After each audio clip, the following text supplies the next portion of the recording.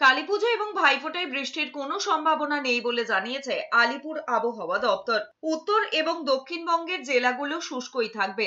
হাওয়া অফিস সূত্রে খবর, 20শে অক্টোবর কলকাতায় আকাশ আংশিক মেঘলা থাকবে। দিনের সর্বোচ্চ তাপমাত্রা থাকবে 33 ডিগ্রি সেলসিয়াস, সর্বনিম্ন তাপমাত্রা থাকবে 26 ডিগ্রি, যা স্বাভাবিকের থেকে 1.8 ডিগ্রি বেশি। বাতাসে আর্দ্রতাও বেশি থাকবে, যার কারণে অস্বস্তিকর গরম থাকবে দিনভর। তবে সোমবার দক্ষিণবঙ্গের 3 জেলায় হলুদ সতর্কতা জারি হয়েছে। পূর্ব মেদিনীপুর, পশ্চিম মেদিনীপুর এবং দক্ষিণ 24 পরগনায় বৃষ্টির সম্ভাবনা রয়েছে। দমকা বাতাসও বইতে পারে।